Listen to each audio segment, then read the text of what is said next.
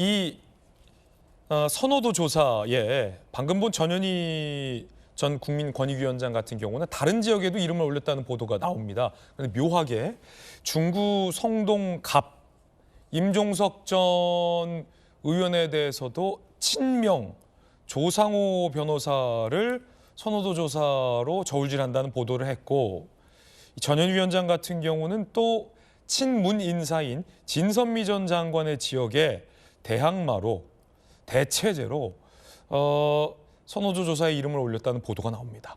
이른바 친문 찍어내기 아니냐라는 겁니다. 중구 성동 갑 지역의 임종석 정 실장이 지역에서 열심히 뛰고 있는데 친명 인사들, 원내 원외 인사들 모두 다 친명 인사들이 임종석 전 실장은 험지가라라고 비판을 하고 있는 상황입니다. 그 가운데 민주당이 친명 중에 친명 인사로 불리는 조상호 변호사를 이 중구 성동 갑에 적합도 조사를 했다라는 보도 전해드렸는데, 그뿐 아니라 또 다른 친문 인사인 진선미, 문재인 정부 때 여가부 장관을 했죠. 진선미 의원의 지역인 강동갑. 요 강동갑에는 국민의힘의 전주혜 의원이 출사표를 던진 바 있습니다.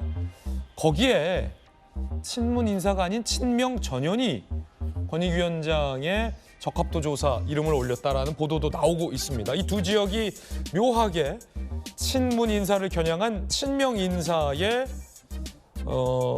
저울질이라 묘한 느낌을 주고 있습니다.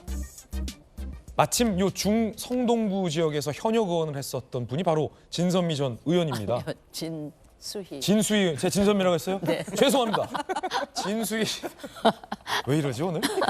진수희 의원님이시잖아요. 그래서 이 중성동 지역을 누구보다 잘 아시잖아요. 이번엔 출마하지 않으시기로 또 네, 결정을 하셨는데 진수희 의원까지 출마하셨다면 저 지역이 더 뜨거웠을 텐데 아쉽네요. 지금 여성 의원이나 후보들 너무 많이 거명하다 보니까 지금 막 이름이 좀 헷갈려요. 막 헷갈려요. 다 아시는 것 분들인데. 같은데. 네. 제가 아까 동작을을 보면서 저런 식으로 민주당이 대응하면 결국 나경원 전 의원의 당선 가능성만 높여주는 그런 결과가 올 것 같아서 지금 나경원 전 의원이 속으로 쾌재를 부르고 있지 않을까 그런 생각을 해봤습니다. 이 중성동 갑 지역에 지금 임종석 전 실장이 출사표를 내고 네. 저희 동네 이제 현수막도 크게 걸고 그렇게 했더라고요. 그런데 저는 지금 민주당이 공천을 두고 일어나는 계파 갈등이 지난번에 친명과 비명, 그리고 비명의 주축 세력이었던 원칙과 상식 의원님들이 탈당하면서 어느 정도 일단락이 됐겠거니 이렇게 생각했더니 웬걸 이제 2라운드가 시작이 되고 본격적으로 전개가 되더라고요. 그러니까 범친문 그룹 중에 찐명과 이제 친문, 그러니까 문정부에 같이 내각에 참여했던 인사들이나 이분들에 대한 이제 공격과 찍어내기 이런 게 시작이 된 게 아닌가. 비서실장을 했던 사람, 장관을 했던 사람 뭐 이렇게요. 그런데 그분들 사이에서도 또 아까 추미애 장관 얘기 나왔지만 추미애 장관이 또 같은 친문이라고 할 수 있는 뭐 임종석, 노영민 전 비서실장들에게 이제 손가락질을 하고 있는. 하여튼 이 복잡한 계파 갈등 양상이 진행이 되고 있는데 이 상황을 이재명 당대표가 관리를 안 하고 지금 방치하는 것도 제 입장에서 굉장히 의아한데 이거 임종석 전 실장의 출마에 관해서는 저도 생각이 좀 복잡한데 제가 이 찐명들의 공격을 뭐 정당화시킬 생각은 없지만 임종석 실장의 경우는 사실 5년 만에 정권을 내준 그런 문재인 정권의 초대 비서실장이면 이번 선거에는 이제 책임진다는 차원에서 불출마를 하거나 출마를 하더라도 민주당의 굉장히 어려운 지역, 뭐 강남 3구라든지 이런 쪽에 가는 게 명분이 더 있었지 않나 싶은데 자신이 예전에 뭐 재선까지 했었던 지역이라는 이유로 이제 저 지역에 출마를 하고 있는데 저거는 제가 보기에 뭐 민주당 쪽에서 과연 공천을 줄 거냐. 지금 뭐 빅매치 이러면서 지금 국민의힘의 윤희숙 의원과의 매치업 이래서 굉장히 관심을 끌고 있는데 저는 최종 구도는 임종석 실장이 아닐 수 있는 가능성도 굉장히 높지 않겠나 예. 그런 생각을 해봅니다. 네. 임종석 전 실장과 윤희숙 전 의원이 벌써부터 신경전을 벌이고 있는데 공천을 못 받을 수도 있다. 지금 안티 정서가 꽤 확산이 되는 것 같다는 생각이 들고요. 저 임종석 전 실장은 사실은 민주당 내 이렇게 운동권 세력의 거의 상징처럼 되어 있으시잖아요. 그런 상황에서 오히려 저런 내부 갈등이 지금 이쪽에 국민의힘의 한동훈 비대위원장이 이 야당의 정권 심판론에 어떤 맞불 성격으로 86 운동권 세력 척결 이거를 이제 선거 프레임으로 제시를 하고 있는데 그 선거 프레임에도 딱 들어맞는 그런 인물이어서 저는 국민의힘 쪽에서는 이 구도나 프레임을 잘 잡았다. 물론 야당의 정권 심판론을 압도하거나 대체할 수 있는 정도의 프레임은 아니지만 비교적 수도권의 중도층이나 이런 유권자들, 예. 국민의힘에 취약한 그런 유권자층에게는 상당히 소구력이 있을 수도 있는 프레임이고 지금 중성동 갑 지역이 딱 거기에 걸려 있어서 저는 제 개인적으로도 굉장히 관심을 갖고 있는 그런 지역입니다. 임종석 실장이 과연 공천을 받을 수 있을지 하는 거에 대해서.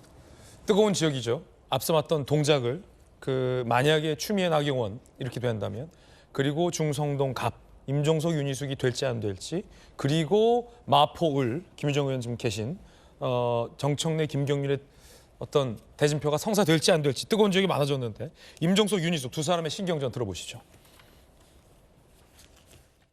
임종석 선생님 나오시면은 굉장히 환영하고 왜냐하면 586 청산에 대한 얘기를 할 수 있으니까 정치 세대 교체가 일어나야 된다라는 얘기예요. 임종석 선생이 한동훈이나 윤희숙은 지금은 귤처럼 보이지만 운동권을 저격하면서 탱자가 될 수 있다 그런 얘기를 했어요. 여의도 정치를 들어오면 항상 경계를 해야 할 게 있습니다. 귤화위지, 귤이 탱자가 된다는 거죠. 우리 윤희숙 후보님 공천을 받게 되신다면 탱자가 되지 않으시도록 같이 노력하십시다. 근데 탱자는 제가 정확하게 그 얘기를 하는 거예요. 운동권은 이미 탱자가 됐다. 임종석 선생은 탱자 부대장이었던 사람이죠. 귤인 줄 알았는데 그러다 탱자 된다라는 임종석 전 실장의 비판. 그럼 당신은 탱자 부대장이다라는 윤희숙 전 의원의 일침. 이렇게 싸우는데 그냥 둘이 싸우게 두면 안 됩니까? 임종석 전 실장을 굳이 딴 데로 바꿔야 됩니까? 다른 데 보내면은요, 이미 다른 데 보내는 순간 민주당은 윤희숙 전 의원이 제기한 프레임이 유효하다는 걸 인정하는 게 되는 거예요. 그러니까 86 운동권 때 경제 전문가 이 프레임이 민주당에 불리하기 때문에 다른 데 보낸다는 인상을 줄 수밖에 없거든요. 그러니까 저는 민주당이 일종의 외통수에 걸렸다는 생각이 듭니다. 그다음에 이제 탱자 부대장 얘기가 나왔으니까 말인데요. 임종석 전 실장이 사실 대통령 비서실장을 할 때 얼마나 유능했는가 혹은 무능했는가 이거 좀 따져볼 필요가 있다고 생각합니다. 임종석 전 실장이 대통령 비서실장으로 있을 때 통계 조작이 일어났잖아요. 그때 청와대 관계자들이 지금 계속 조사도 받고 있고 그런데 본인은 비서실장이면 정말 몰랐습니까? 그때 황수경 통계청장 경질될 때 임종석 비서실장이 비서실장이었는데 이렇게 국정이 통계 조작과 관계돼서 적절하지 않게 운영이 될 때 본인이 어떤 역할을 했는지 거기에 대해서 납득할 만한 해명을 하셔야 될 거라고 생각이 들고요. 그다음에 울산시장 선거 공작 사건 그거 있을 때도 지금 백원우 비서관 이런 분들 1심이지만 유죄 판결 받지 않았습니까? 그런데 임종석 실장 본인이 비서실장이었어요. 그러면은 이런 일이 청와대에서 일어나고 있는 걸 몰랐으면 본인 굉장히 무능한 거거든요. 그러니까 비서실장으로서 그립이 안 잡히는 거예요. 지금 윤희숙 전 의원이 탱자 부대장이라고 표현을 하셨는데 사실은 부대장 정도의 능력이 있으신가 저는 그것도 좀 의문입니다. 아마 선거에 나오면 유권자들의 판단을 받게 되겠죠. 임종석 전 실장 지역의 조상호, 진선미 전 장관 지역에는 전현희 이렇게 저울질하는 게 근데 그 기준이 친문이기 때문에 예를 들어서 후보의 경쟁력이나 이런 거에 따라서 얼마든지 이런 조사를 할 수 있잖아요. 선호도 조사를. 근데 그 이유가 당신은 친문이기 때문에 라고 한다면 꽤 논란이 클 것 같은데요, 당내에서. 그렇죠. 친문 대 친명 지금 싸우고 있는 구도가 전 민주당에는 매우 안 좋고 부적절한 구도를 잡아가는 거라고 보고요.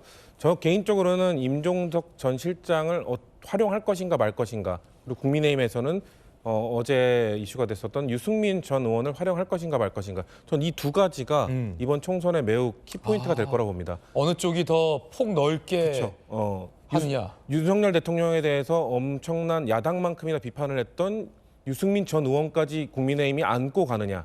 그리고 임종석 전 실장도 친문의 대표 주자로 지금 부각이 되고 있지만 사실 그 이재명 대표에 대한 비판도 서슴지 않았던 분이거든요. 뭐 기본소득에 대한 정책적 비판도 있었고 그 당대표 출마하실 때도 대선 이후에 그렇죠. 그거에 대해서도 비판을 했었습니다. 그래서 이재명 대표에 대해서 좀 안 좋은 소리, 쓴소리를 했던 사람이기 때문에 그런 이미지 때문에 지금 어떻게 보면 이런 강성 지지층이나 친명 원외 인사들로부터 뭐 불출마하라 뭐 이런 강요를 받고 있는 일종의 표적이 됐다. 그렇죠. 그렇기 때문에 그런 것들을 당해서 누가 더 폭넓게 통 크게 이 사람 우리 총선을 승리를 위해서는 이 사람까지 하겠다라는 거를 결정하느냐에 따라 총선의 승패가 좀 저는 아주 중요하게 작용할 거라고 보고요.